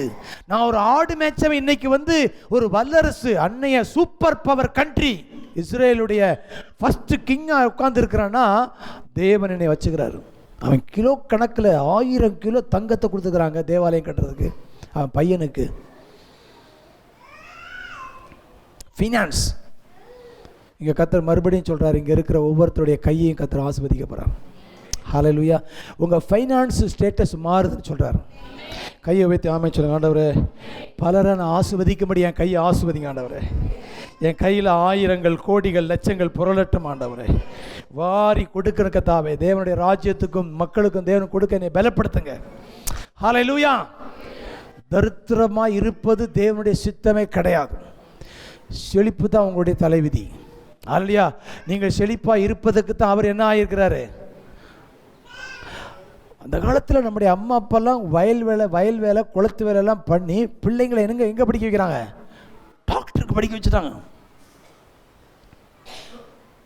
இப்போ சமீபத்தில் ஒரு சாட்சியை நான் கேட்டேன். டிரைவர் வேலை பார்த்து பையனை டாக்டர் ஆக்கி இன்னைக்கு வெளிநாட்டில். ஸோ ஒரு உலகத்தானே தான் பிள்ளையினுடைய செழிப்புக்காக தன்னை அவ்வளவு தரித்திரப்படுத்தி அவன் அதை ப்ரூவ் பண்ணி காமிச்சிட்டானே. அப்போ நான் கேட்குறேன், இயேசு நான் வந்து 100க்கு 100 செழித்திருக்க எனக்காக ஃபுல் தரித்திரத்தை சிலுவையில் வாங்கியிருக்கிறாரே. அப்போ என் வாழ்க்கையில் அது பலிக்கலைன்னா எங்கே நான் கோட்டை விட்டுருக்கிறேன்? எங்கேயோ பொய் என்னை ஏமாத்திட்டு இருக்குது, அறியாமல் என்னை பிடிச்சு வச்சுட்டு இருக்குது. இன்னைக்கு அதை உடைக்கிறேன். என் வாழ்க்கையில் ஆசீர்வாதம் வர வேண்டும். ஹல்லேலூயா. 3வது உறவு பிரச்சனை. ஃபேமிலியில் ரொம்ப ஸ்ட்ரகிளாக இருக்குது, எப்பொழுதும் பூனையும் எலியுமா சண்டையாக இருக்குது அப்படின்னா அதுக்கு அதிரடி வசனம் இருக்குது. நெத்தியடி வசனத்தை பைபிள் வச்சுக்கிறார். வாசிங்க. ரோமர் 16:20. உங்கள் வீட்டுக்குள்ளே ரிலேஷனல் ப்ராப்ளம் வரும்பொழுதெல்லாம் இந்த வார்த்தையை கன்ஃபஸ் பண்ணுங்கள். சமாதானத்தின் தேவன் சாத்தானை சீக்கிரமாக என் கால்களுக்கு கீழே நசுக்கி போடுவார். ஹல்லேலூயா. தேவன் உங்கள் பிள்ளைங்க இங்கே இருக்கிற சில பார்த்து உங்கள் பிள்ளைங்க வந்து உங்கள் பிள்ளைங்களால் உங்களுக்கு சமாதானம் இல்லை, வேதனையாக யாராவது ஃபீல் பண்ணுறீங்கன்னா உங்களுக்கு நான் பார்த்து சொல்கிறேன். நீங்கள் சொல்ல வேண்டிய வார்த்தை, உன் பிள்ளைகள் கர்த்தரால் போதிக்கப்பட்டிருப்பார்கள், உன் பிள்ளைகளை சமாதானம். ஏசாயா 54 இருக்குது. அந்த வார்த்தையை டிக்ளேர் பண்ணுங்க.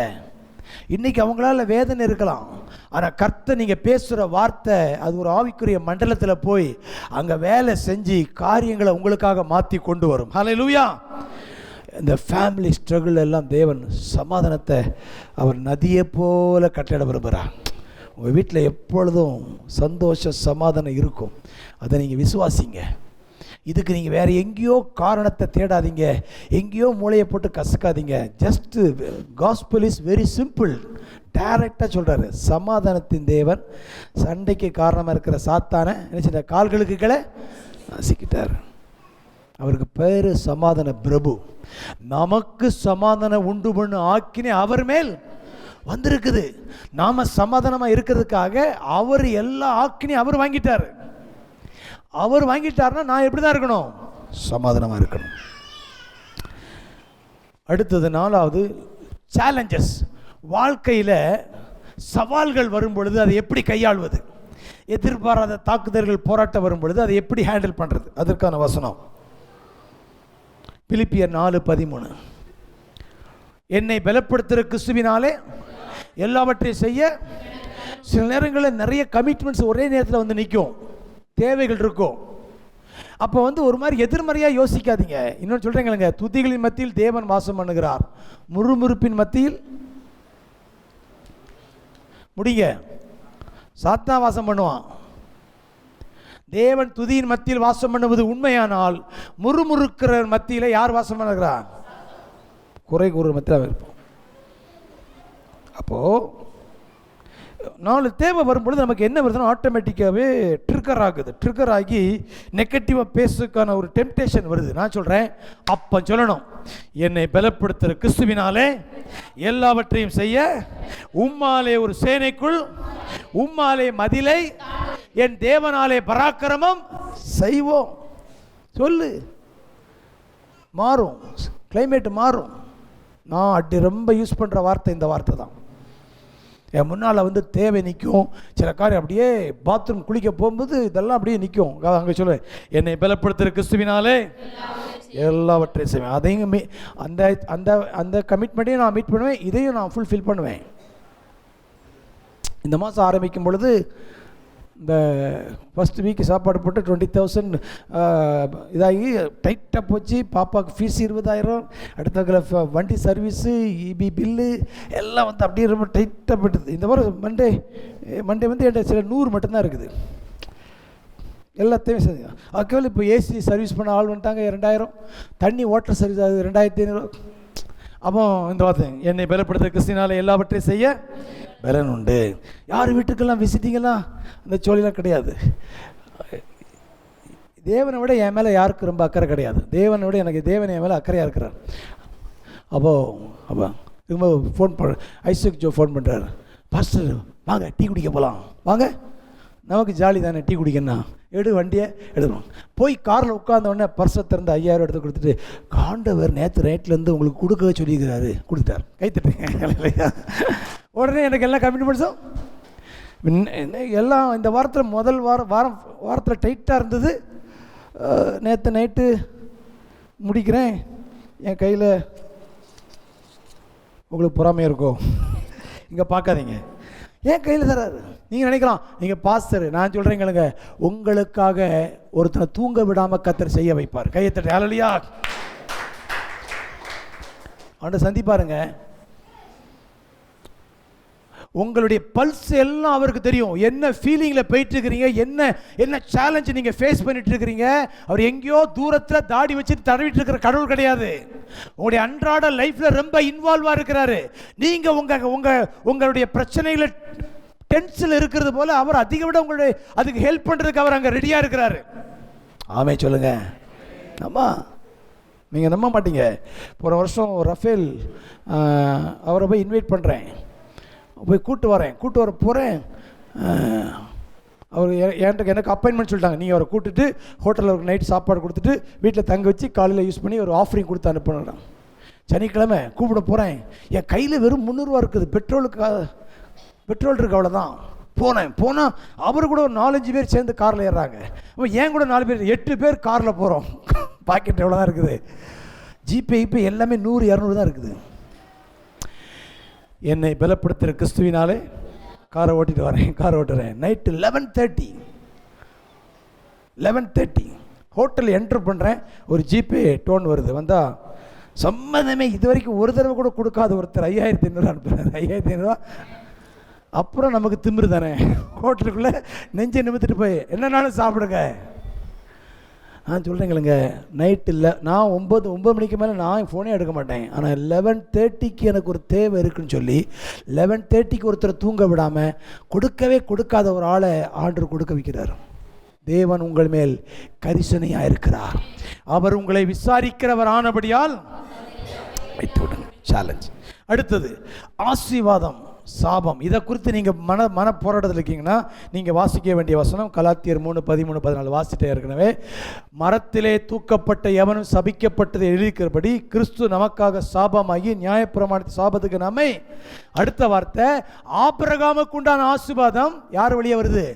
கிறிஸ்துவினால் புறஜாதிகளுக்கு வரும்படியே ஆவியை குறித்து சொல்லப்பட்ட உங்கள் தலைமையில் கை வைங்க. நான் ஆசீர்வதிக்கப்பட்டவன். சொல்லுங்க, ஆசீர்வதிக்கப்பட்டவன். நான் நீதிமான், நான் தேவனுடைய பிள்ளை, நான் செய்வதெல்லாம் வாய்க்கும். தேவன் என் பட்சத்தில் இருக்கிறார், எனக்காக யாவற்றை செய்து முடிக்கிறார்.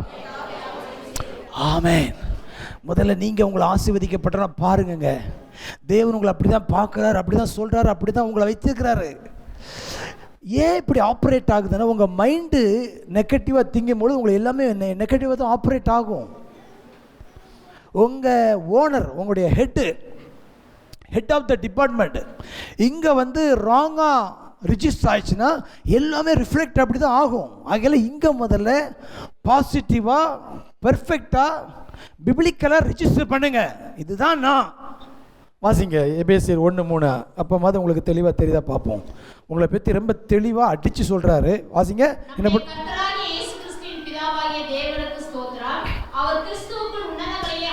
ஆவிக்குரிய சகல ஆசீர்வாதத்தினால் நம்மை சொல்லுங்க, நான் ஆசீர்வதிக்கப்பட்டிருக்கிறேன். அதுதான் என்னுடைய இது. ஸோ இதில் இங்கே அது தெளிவாக இல்லாட்டினா எல்லா இடத்துலையுமே அது ரிஃப்ளெக்ட் ஆகும். அதனுடைய இது தாக்கத்தை பார்ப்பீங்க. அதில் இங்கே கரெக்டாக இருக்கட்டும், நான் ஆசீர்வதிக்கப்பட்டேன், எனக்கு எல்லாம் நன்மையாக தான் நடக்கும், எனக்கு எதுவுமே நெகட்டிவாக நடக்க முடியாதே. ஒரு காலத்தில் சொல்கிறாங்க, வியாதி வந்தால் தான் ஆதி சபையில் வந்து ஷாக் ஆயிடுவாங்களாம். எப்படி வந்து யாருக்குமே வியாதி இருக்காதான். அப்படி ஒருத்தன் வியாதி வந்துட்டா முழு சபையும் ஷாக் ஆயிடுவாங்களாம். எப்படி வியாதி வர போச்சு? யாக்கோபில் சொல்கிறாங்க அவங்க எல்லாரும், உங்களில் ஒருவன், பாருங்கள் அந்த வசனத்தை பாருங்களேன், உங்களில் ஒருவன், அந்த 5:14, உங்களில் ஒருவன் வியாதி பட்டுன்னு வாசிக்க மாட்டீங்களா? நிப்பாட்டுங்க. அப்படின்னு என்ன தெரியுமா? யாருமே என்ன கிடையாது, வியாதியே கிடையாதான். ஏதோ திடீர்னு ஒருத்தன் உங்களில் ஒருவன் வியாதிப்பட்டால் அப்படின்னா அது வந்து ஒரு பெரிய தலைப்பு செய்தி. என்ன செய்தி? ஆமாம், தலைப்பு செய்தி. வியாதிப்பட்டால் உடனே யாரை கூப்பிடு? அவர்கள் அவனுக்கு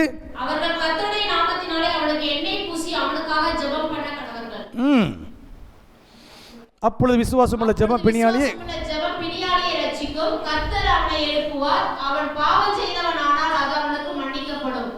அப்போ வியாதிப்படவே முடியாது. அதுதான் அவங்களுடைய ரிஜிஸ்டரான மைண்டு. அப்படி எதாவது பட்டுட்டா உடனே அவங்களுக்கு ஒரு பெரிய கேள்வி, தலைப்பு செய்தி மாதிரி, வியாதிப்பட்டோம் எடு போ, அதை வெடி முதல்ல சுகமாக்கு. அதுதான் அவங்களுடைய அடுத்தது. பாவ பிரச்சனை, பாவத்தோடு போராடுறோம், இச்சையோடு போராடுறோம், ரொம்ப ஸ்ட்ரகிள் பண்ணுறீங்கன்னா முதல்ல உங்கள் மைண்டில் ரிஜிஸ்டர் ஆகிருக்க வேண்டிய வேர்டு வந்து 1 யோவான் 2:12 என்ன போட்டிருக்கு தெரியுமா? பிள்ளைகளே,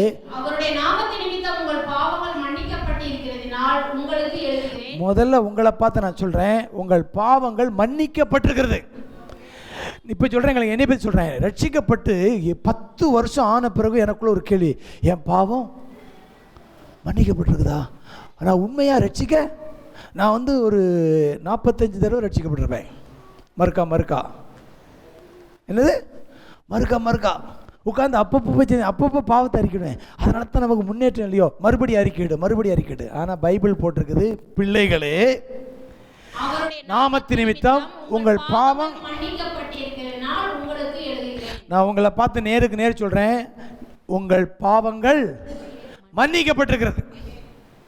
நிறைய பேருக்குள்ள பிசாசு ஒரு பொய்யை வைக்க, மன்னிக்கப்படலையோ, நம்ம பண்ண கொஞ்சம் நஞ்சமாக பண்ணியிருக்கிறோம், என்ன ஆட்டம் போட்டுரும், இதெல்லாம் வச்சு வேறு மாதிரி ஒன்று ரிஜிஸ்டர் பண்ண விரும்புகிறான்.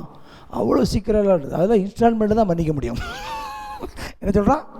அதெல்லாம் இன்ஸ்டால்மெண்ட்டில் தான்ப்பா மன்னிக்க முடியும், அவ்வளோலாம் டக்குலாம் மன்னிக்க முடியாது அப்படின்னு சொல்லி இந்த 24 உபவாசம் போடும். இப்போ ஒரு 25% கிளியராக இருக்குது. சரி, அடுத்தக்கில் அந்த 4 மாவடி போயிட்டு வா, 4 மாவடி போய்ட்டு 4 நாள் அங்கேயே படுத்து கடை, அப்போ ஒரு 50% கிளியர். அப்புறம் நீ எங்கே போ, எஸ்ஐகே ஃப்ரெண்ட்ஸ் போறியா, அங்கே போன பிறகு 70 கேடுகட்ட கேவலமான எண்ணத்தை தூக்கி போட்டுட்டு, என்னைக்கு நான் இயேசுவை ஏற்றுக்கொண்ட அன்னைக்கே அந்த நிமிஷத்திலே என்னை மன்னிச்சிருக்கிற இயேசுவின் ரத்தம் சகல, அதில் ஆஃப் பாயிலே கிடையாது, சகல பாவம் நீக்கினை. ரோமர் 8:33 தேவன் தெரிந்து கொண்டவர்களை குற்றம் சாட்டுகிறவர் யார்? தேவனை அவர்களை நீதிமான் ஆக்கியிருக்கிறார். உங்களை குற்றப்படுத்த ஆளே கிடையாது. அதே ரோமரில் 5:9 வாசிங்க. ரோமர் 5:9 வேகமாக முடிக்கட்டும். இரத்தத்தினாலே நீதிமான் ஆக்கப்பட்டிருக்க அதிக நிச்சயம் அல்லவா? ரட்சிக்கப்படுவது அதிக நிச்சயம் அல்லவா? அதில் நிறைய பேருக்கு என்ன பிரச்சனைனா,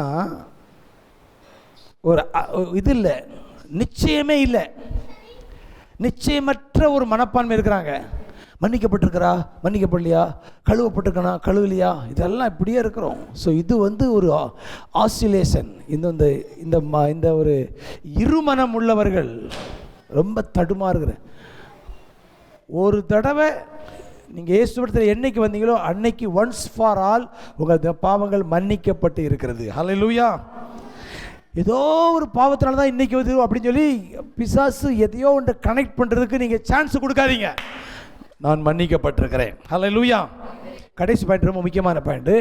இன்றைக்கி கிறிஸ்தவர்களை அதிகம் தாக்குறது இதுதான், பயம். என்னது? பயம். எது வந்தாலும் பயம். பண பிரச்சனை வரும்போது பயம், எதிர்கால குறித்து பயம், வியாதி வந்தால் பயம்.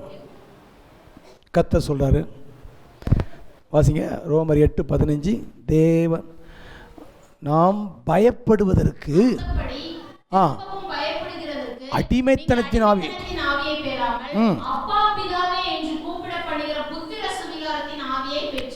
ஆமென், ஹல்லேலூயா. அப்பா பிதாவே கூப்பிடுற புத்திர சுவிகாரத்தின் ஆவி இருக்கிறனால என்ன ஆவி இருக்க முடியாது? பயமே இருக்க முடியாது. அப்பா அம்மா இருந்தால் அந்த குழந்தைகள் பயப்படாது. இப்போ பாருங்களேன், நீங்கள் சில காட்சியை பார்த்துருப்பீங்க.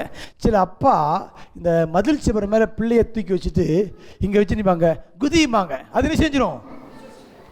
அது பாட்டு குதிச்சிடும், கீழே விழுவும் ஏன்னா அப்பா மேலே அவ்வளவு அசைக்க முடியாத நம்பிக்கை. சில நேரம் வீட்டில் சோஃபாவில் இருந்துக்கிட்டு அப்பா சொல்லக்கூட மாட்டுறது, அது செஞ்சிடும், குதிச்சிடும், அப்போ கூட பிடிச்சிருவாங்க. ஏன்னா அவங்க அஷூரன்ஸ் என்ன அப்படின்னா, எங்கள் அப்பா என்னை கைவிடவே மாட்டார். ஆனால் நம்ம வளர்ந்துட்டோம். இப்போ நீங்கள் நீங்கள் போய் மதில் மேலே நின்று உங்கள் அப்பாட்ட சொல்லுங்களேன் அதை. இல்லை உங்கள் அப்பா தான் மேலே நின்று கொஞ்சம் குதிப்பீங்க, யோ போயா தள்ளி வேலையை பாரு அப்படி நீங்கள் பாட்டு இறங்கி நடந்து போயிருவீங்க. ஏன்னா நம்முடைய பெரிய தனங்கள் நம்ம குழந்தை மாதிரி விசுவாசிக்கிறதை விட்டுட்டு பெரிய தனத்துக்குள்ளே வந்ததுனால இன்றைக்கி நம்ப மறுக்கிறோம். நம்மளுடைய சுயம் அங்கே போகிறது, நம்மளே சமாளிக்க பார்க்குறோம். கர்த்தருடைய உதவி இல்லாமல் இண்டிபெண்டாக ஆக்டிவ். ஆனால் சிறு பிள்ளை மாதிரி அதான் போட்டிருக்குது, அப்பா பிதாவை என்று கூப்பிட பண்ணுகிற நீ பிள்ளை மாதிரி வா, உனக்காக நான் எல்லாத்தையும் செய்வேன். ஆண்டவர் மேலே அசைக்க முடியாத ஒரு நம்பிக்கை, பயமே இல்லாத மனப்பான்மை எப்போ வரும்னா, ஆண்டவர் அப்பா பிதாவைங்கிற கூப்பிடுகிற ஆவி வந்துட்டா உங்களுக்குள்ள அந்த பயமே இருக்காது. அதை தான் 2 தீமோத்தேயு 1:7, தேவன் நமக்கு பயமுள்ள ஆவியை கொடாமல் பலமும் அன்பும். பயம் ஒரு கேரக்டர், பயம் ஒரு ஸ்பிரிட். பயம் ஒரு கேரக்டர், பயம் ஒரு பயப்படுகிற ஒரு நபர். முதல்ல பயந்த சுபாவமாக இருக்கும், அப்புறம் கொஞ்ச நாள் ஆக ஆக நீங்கள் பயத்துக்கு அதிகமாக அந்த பயத்தின் ஆவி உங்களுக்கு பிடிக்கும். ஸோ ஆனால் ஆண்டவர் சொல்கிறாரு, தேவன் என்ன ஆவி கொடுக்கல? பயத்தின் ஆவியை கொடாமல் பலமும் அன்பும் தெளிந்த புத்தி, சவுண்டு மைண்டு, எல்லாத்தையும் நிதானித்து தைரியமாய் செய்வதற்குரிய நீதிமான். அவர் சொன்னார், நீதிமான் சிங்கத்தை போல எப்படி இருக்கிறான்? தைரியமாக இருக்கிறான்.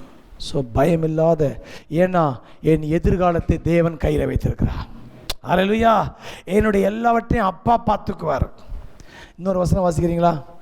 எபிரேயர் 13ஆம் அதிகாரத்தில் அவர் ஒன்று சொல்லியிருக்கிறார், நான் உன்னை விட்டு விலகுவதும் இல்லை சொல்லியிருக்கிறேன். அந்த வசனம் அப்படி முடிஞ்சிட்டு அடுத்த வசனம் ஆரம்பிக்கும். எபிரேயர் 13:5 வசனத்தில் வாசிங்க. 5ஆம் வசனம்.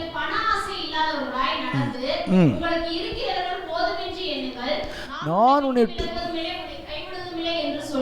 இது தேவனுடைய வாக்குத்தத்தம். அவர் சொல்லியிருக்கிறாரே, இந்த வார்த்தையை சொல்லியிருக்கிறாரு. ஆனால் நீ என்ன பண்ணணும்? அதை எப்படி அப்ளை பண்ணணும்?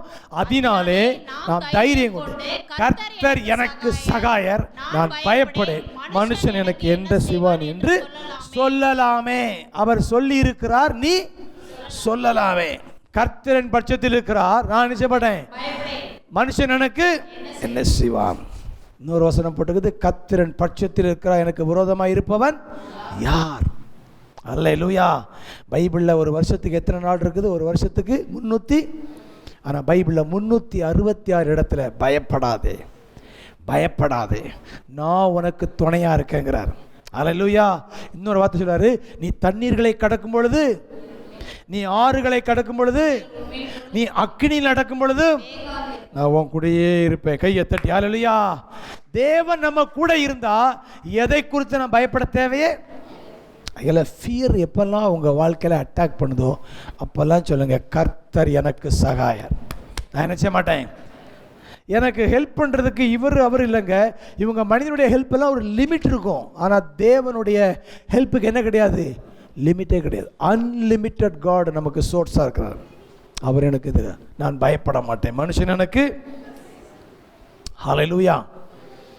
இருதயத்தை எல்லா காவலோடு காத்துக்கிறோன்னா பொய்களை உடைத்து சத்திய இந்த மாதிரி வேர்டை மெடிடேட் பண்ணி பண்ணி பண்ணி உங்கள் ஹார்ட்டை நீங்கள் பொய்களை எல்லாம் அகற்றி, நான் சொல்லிய இந்த வார்த்தைகள் மேல் இவைகளின்படி செய்கிறவன் கற்பாரின் மேல் தன் வீட்டை கட்டின புத்தியுள்ள மனுஷனாக இருக்கிறான்.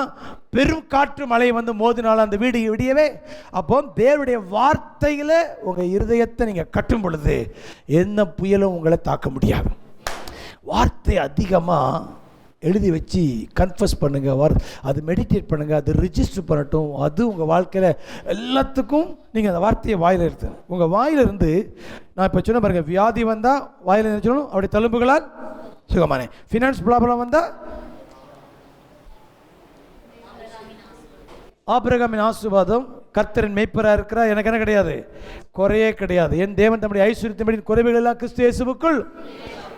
ஃபேமிலி இஷ்யூஸ் வரும்பொழுது சமாதானத்தின் தேவன் சாத்தானை கால்களுக்கு நசுக்கி போட்டிருக்கிறார். ஹல்லேலூயா. சேலஞ்ச் வரும்பொழுது என்னை பலப்படுத்துகிற கிறிஸ்துவினாலே, பயம் வரும் பொழுது தேவன் எனக்கு பயமுள்ள ஆவியை கொடாமல். அப்போ எல்லாத்துக்கும் ஒரு ஆன்டிடோட் இருக்குது, எதிர்ப்பு சக்தி, எதிரடி வார்த்தை நமக்கு தந்திருக்கு. அதை எடுத்து தாக்குங்கள்.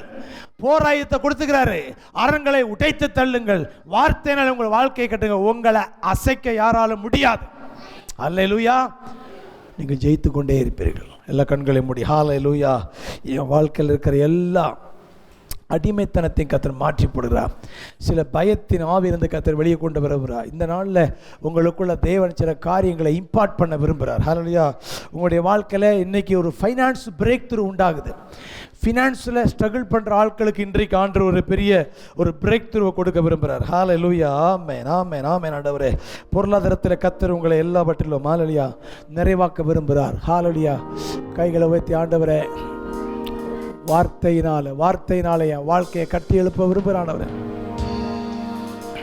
இந்த பாடுறவங்க முன்னால் வாங்க. இந்த பாட்டு பாட நான் விரும்புகிறேன்.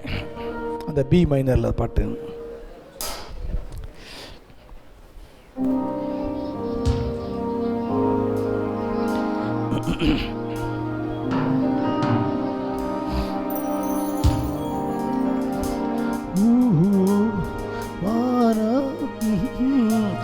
எல்லா எளிமையின்னு இந்த பாட்டு பாட போகிறோம். வானாதி வானங்கள் கொள்ளாதவர். இந்த பாடலை பாடும் பொழுதே உங்களுக்காக தேவனுடைய ஒரு போர்ட்டல் ஓப்பன் ஆகும். வானாதி வானங்கள் கொள்ளாதவரே, வார்த்தையால் வர்ணிக்க கூடாதவரே, ஓயாமல் புகழ் நான் பாடுவேன். இன்றுமே என்றுமே என்றென்றுமே.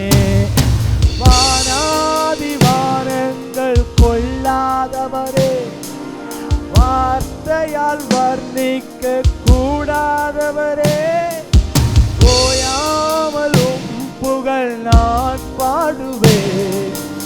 இன்றுமே என்றுமே என்றென்றுமே.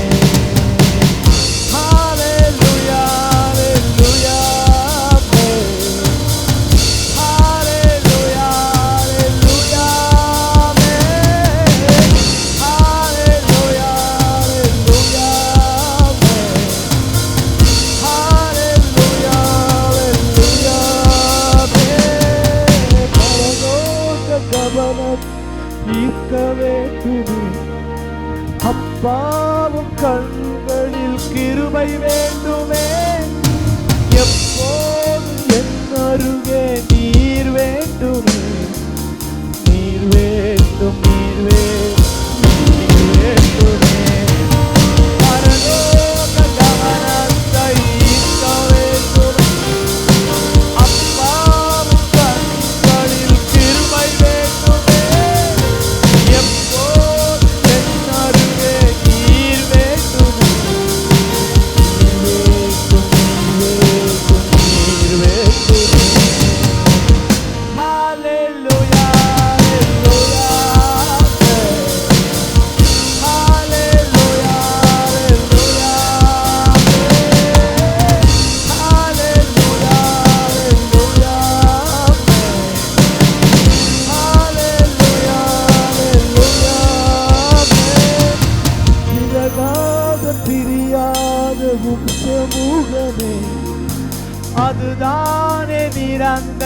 சுதந்திரமே, வேறொன்றும் வேண்டாம், நீர் போதுமே, நீர் போதும் எப்போதும் எப்போதுமே.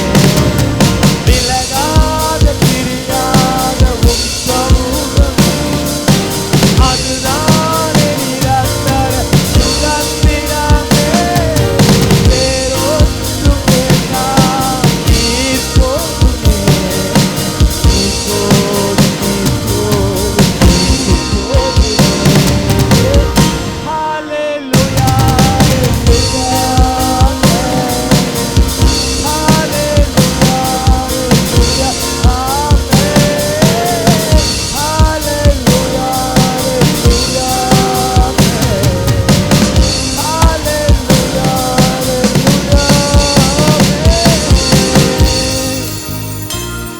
பாடலை பாடும் பொழுது உங்களுக்காக உங்களுடைய வாழ்க்கையில தேவன் ஒரு பெரிய பிரேக் த்ரூ உண்டாகும்படியாக ஜெபிக்க விரும்புகிறேன்.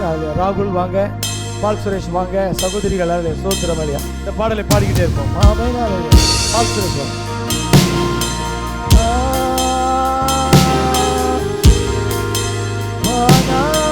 வானங்கள் கொள்ளாதவரே, வார்த்தையால் வர்ணிக்க கூடாதவரே, ஓயா பாடு.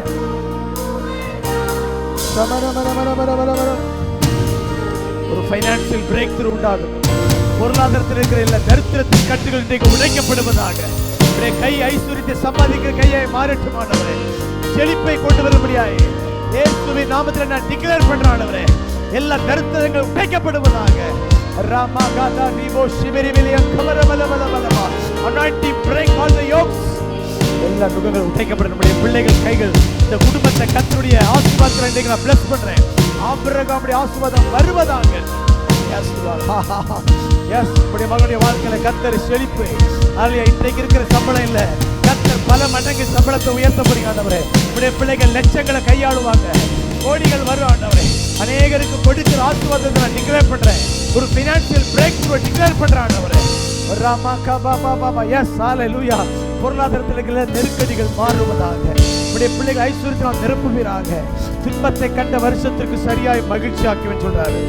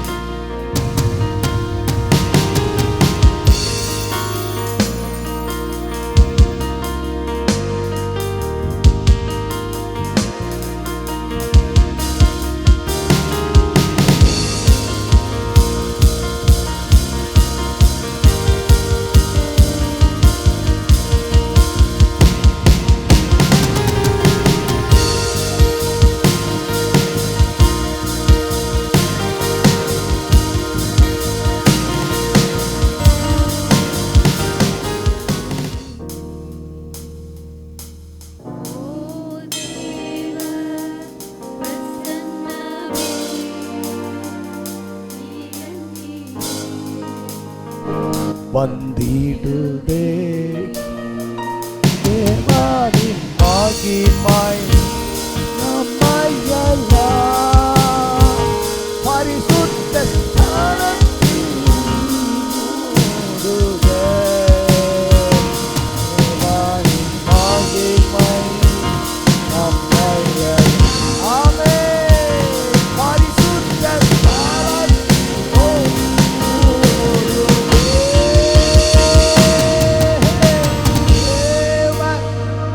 பிரசன்னமே இறங்கியே வந்திடுதே.